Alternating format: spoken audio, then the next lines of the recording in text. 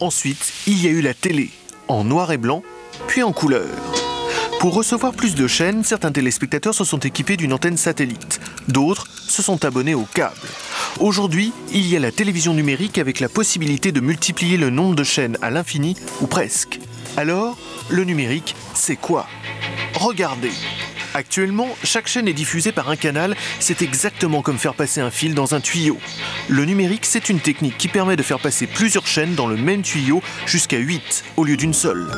Avoir plus de chaînes, c'est une chose, encore faut-il les voir. La première chose à faire, c'est de ne pas jeter son poste de télé, vous allez encore en avoir besoin. Mais pour le numérique, l'antenne râteau ne fait plus l'affaire. Si vous aimez les images nettes et sans bavure, alors il vous faut une antenne parabolique de 40 à 60 cm pointée sur un satellite. Depuis décembre, la famille Chabrodier teste le bouquet de chaînes numériques lancé le 27 avril prochain par Canal+. Comme Régis Chabrodier, 120 collaborateurs de Canal+ expérimentent actuellement cette nouvelle forme de télé. Si vous voulez être dans le vent, oh oui! Eh bien, en plus de l'antenne satellite, il vous faut un décodeur comme celui-ci, différent de celui de Canal+, et une télécommande spéciale. Le poste de télé, lui, n'a pas changé. Ensuite, il suffit de zapper entre les 24 chaînes proposées. Ça nous a permis de commencer à découvrir des chaînes que l'on ignorait, parce qu'on n'est ni câblé, ni quoi que ce soit, donc on a vu d'autres programmes. À la fois également à une qualité d'image que l'on ignorait, du fait de la qualité d'un téléviseur qui est tout à fait banal et même, je dirais, assez antédiluvien, et puis également la qualité du son, parce que également c'est un poste qui n'a pas des qualités, des performances particulières. Si vous voulez le dernier cri de la technique, eh bien, il vous faut ce décodeur baptisé terminal numérique. Vous pourrez soit l'acheter entre 4 000 et 4 500 francs, soit le louer 45 francs par mois. Sa particularité, la possibilité de glisser sa carte de crédit pour acheter des programmes. Mais ces nouveautés posent encore bien des questions. Est-ce la fin de la télé telle qu'on la connaît aujourd'hui? Non. Pendant de nombreuses années, le mode de diffusion actuel de la télévision va cohabiter avec le numérique.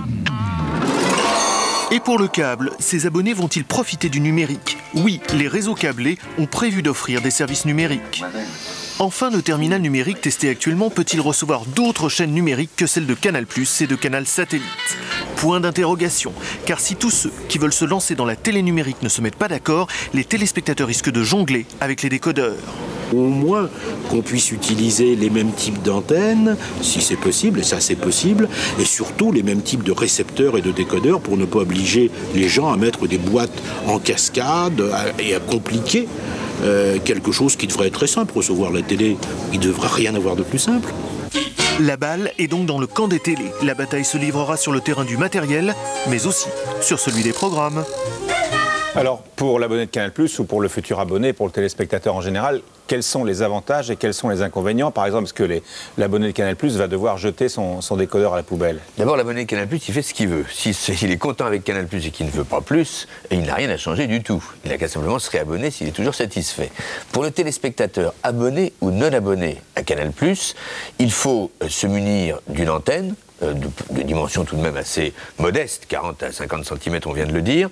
Et une fois que cette antenne est installée, vous n'avez pas changé votre poste. Il faut vous abonner à ce nouveau canal satellite numérique avec ce décodeur. Si vous êtes abonné déjà à canal satellite, quand vous le désirerez, vous pourrez alors, à des conditions particulières, aller chez votre revendeur et échanger le décodeur canal satellite analogique, celui d'aujourd'hui, avec le décodeur canal satellite qu'on vient de vous montrer, numérique, qu'on vient de vous montrer dans le sujet. Je voudrais ajouter une chose, Michel. Je comprends très bien que le revendeur qu'on vient de voir s'inquiète en disant on va additionner des boîtes.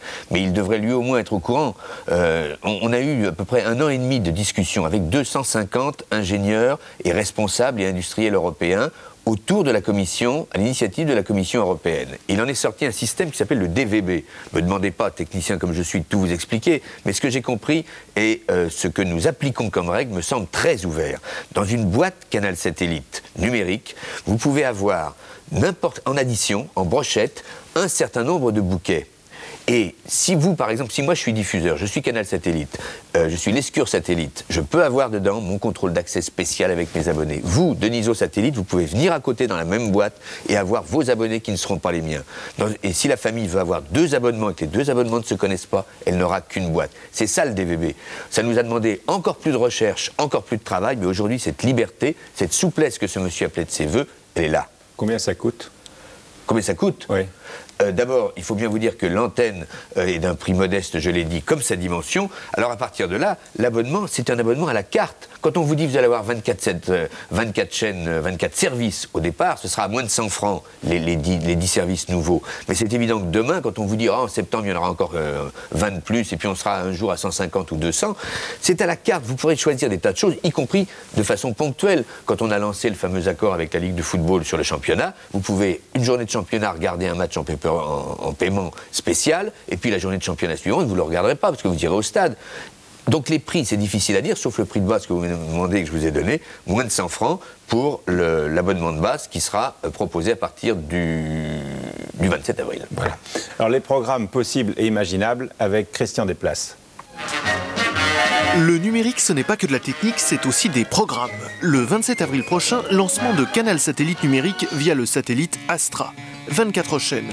On appelle cela un bouquet. Et comme dans tous les bouquets, on pourra choisir une partie de sa composition. Canal Satellite numérique comprendra un service de base de 10 chaînes facturées 98 francs par mois. On y retrouve les chaînes diffusées actuellement par Canal Satellite, plus la chaîne météo, une chaîne consacrée au voyage et Canal Jimmy, 23h sur 24. À cette base s'ajoutent des options qui coûteront entre 30 et 50 francs chacune. L'option cinéma avec Ciné Cinéphile et Ciné Cinéma, cette dernière bénéficiera de 4 canaux pour diffuser le même programme à des horaires décalés. L'option musique avec Musique, une chaîne classique et jazz, ainsi que 20 radios thématiques sans animateur et sans publicité. L'option jeux vidéo avec ces 2 points, la chaîne qui permettra de télécharger des jeux dans son micro-ordinateur. Enfin les canaux, baptisés kiosques, ils sont réservés au paiement à la séance avec du cinéma et dès septembre, le championnat de France de football en direct. Alors si on prend toutes les chaînes, on aura accès à environ 24 services dès le 27 avril et une quarantaine d'ici la fin de l'année. Techniquement, il n'y a pas de barrière, hein. On peut diffuser plusieurs centaines de chaînes. En même temps, les barrières, c'est est-ce que moi, téléspectateur, je peux m'y retrouver au milieu de plusieurs centaines de chaînes? Et est-ce que la France, le marché français a la capacité de financer autant de chaînes? Je ne le pense pas. L'affaire commençait à se décanter. Canal+ va aussi bénéficier du numérique et lance Canal+ Bleu et Canal+ Jaune. Ce ne sont pas de nouvelles chaînes, mais le programme de Canal+, diffusé à des horaires différents sur 3 canaux. But, multiplier le choix. Pour l'abonné qui aura choisi de s'équiper en numérique, l'abonnement sera au même prix qu'actuellement. Et pour s'y retrouver entre toutes ces chaînes, il y a le téléguide. Sur l'écran, le programme diffusé, mais aussi le menu des autres chaînes. Canal+ n'est pas le seul groupe de communication à vouloir se lancer dans le numérique. Le 16 novembre dernier, TF1 et France Télévisions ont créé une société d'études pour le lancement eux aussi d'un bouquet de chaînes numériques. Dans quelques semaines, via le satellite Eutelsat, diffusion de chaînes françaises comme TF1, France 2 ou France 3 en numérique, c'est une expérience. Puis cet hiver, naîtra un bouquet de 20 chaînes, avec notamment une chaîne de fiction, Festival, une autre consacrée au débat civique et la chaîne Histoire. Et il n'y a pas de partage établi a priori. Il y aura des chaînes qui seront faites par TF1, il y en a d'autres qui seront faites par France Télévisions, et il y en a d'autres qui seront faites par des éditeurs extérieurs. Il n'y a pas non plus d'exclusif. Ce n'est pas seulement France Télévisions et TF1 qui fourniront les chaînes du bouquet. Le groupe AB, créateur d'Hélène et les garçons, va aussi se lancer dans le numérique. AB Channel 1 est déjà diffusé par satellite depuis le début de l'année. Au programme, des séries et des clips. En avril, ABSat veut lancer 17 chaînes pour arriver à 28 fin 96. Et cette semaine, AB a choisi le décodeur de France Télécom.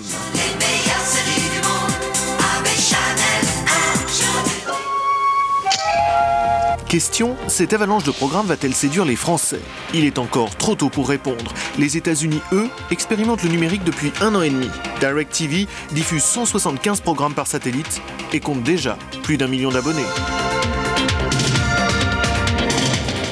Pierre Lescure, avez-vous songé à vous associer avec TF1 ou avec France Télévisions, voire avec AB? On a songé, on est prêt, dans l'absolu, à s'associer avec qui apporte quelque chose de signifiant à l'offre de programme ou à l'offre technique. Tout ce qui est bon, partout on peut faire son marché et qu'on peut vous proposer, on fera comme jusqu'ici depuis 12 ans, on le mettra dans le service. Et si ça vient de TF1 ou d'un autre bout du monde, ce sera aussi bien. Je voudrais rendre quand même hommage 2 secondes aux équipes techniques et technologiques de Canal qui ont mis au point un système de décodeur dont je ne dis pas qu'il est meilleur que celui de France Télécom ou meilleur que celui que prendront peut-être France Télévisions et TF1. Ce que je dis, c'est qu'ils ont mis au point un décodeur qui a été adopté par les télécoms allemandes, qui est maintenant en discussion avec un certain nombre de diffuseurs américains sur le Proche-Orient et qui est donc le système qui va être employé, le système CK, que nous possédons maintenant à 50-50 avec nos partenaires allemands de Bertelsmann. Et c'est un système, on le verra à l'usage. C'est pour ça que je suis très content qu'on démarre le 27 avril. C'est pas un effet d'annonce, on le verra. Je peux ajouter une chose. Tout à l'heure, quand on disait est-ce que ça va marcher, est-ce que ça va répondre à l'attente des Français?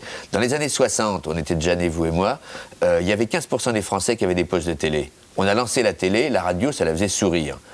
Quelques années plus tard, on s'est retrouvé avec le succès de la télé qu'on connaît. Aujourd'hui, en France, il y a 15% des gens qui ont des PC, qui ont des terminateurs d'ordinateurs et qui sont équipés déjà pour recevoir plein d'images, puisqu'on pourra jouer aussi bien avec l'ordinateur, avec ces 2 points, qu'avec la télé pour tous les autres services.